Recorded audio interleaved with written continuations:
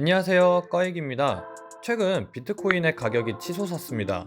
지난 2018년 초에 대폭락 이후 1비트코인이 4천만 원 이상을 호가하기도 하였는데요. 모두가 가자를 외치고 있는 비트코인으로 대표되는 암호화폐와 함께 블록체인에 대해 알아보시죠. 암호화폐에 뜬금없이 웬 블록체인이냐? 바로 최초의 암호화폐인 비트코인을 구상할 때 이를 도입하면서 발생하는 문제를 해결하기 위해 블록체인이라는 시스템을 개발합니다. 즉, 비트코인을 운영하기 위한 기초가 블록체인이라는 것이죠.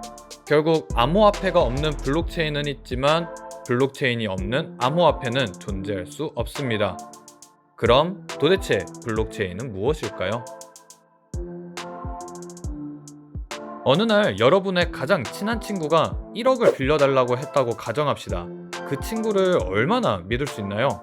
여러분들은 아마 크게 두 가지를 의심할 것입니다. 과연 이 녀석이 갚을 능력이 될까? 혹은 나중에 가서 빌린 적이 없다며 튀는 일은 없을까? 그래서 계약서를 쓰겠죠. 하지만 또 걱정할 거예요. 만약 계약서를 조작하면 어떡하지?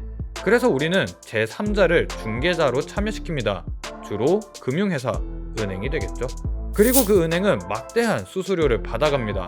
이때 앞서 등장한 암호화폐가 등장합니다.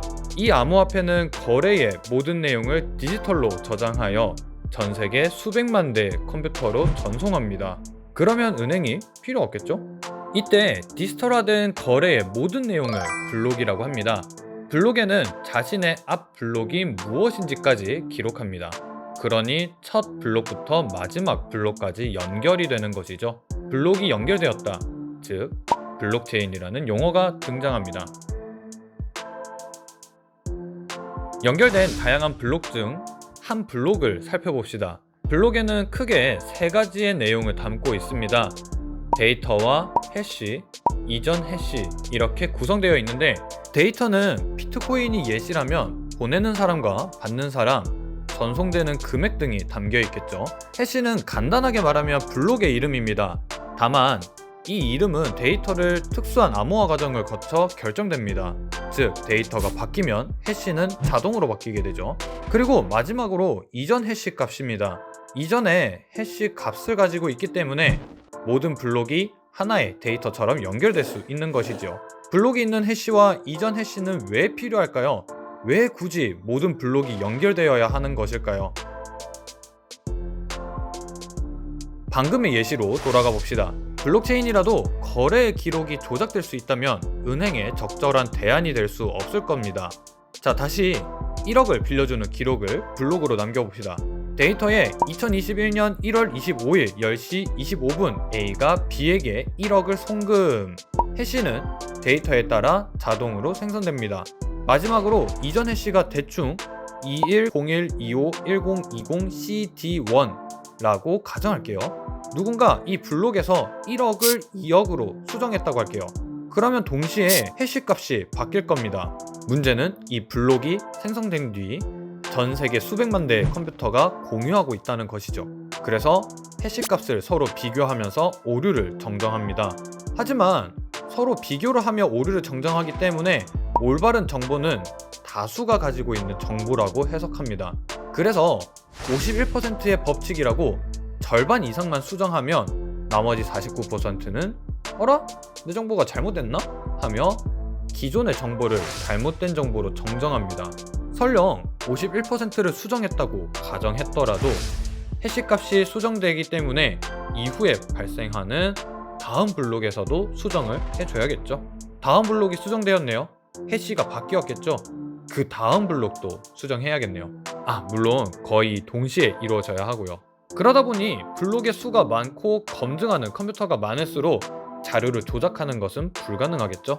그래서 실제로 조작할 수 있긴 하지만 조작을 하기에 노동력이나 전기 등 자원이 너무 많이 필요합니다. 결국 조작으로 얻을 수 있는 이득이 없거나 오히려 손해일 수 있다는 것이죠.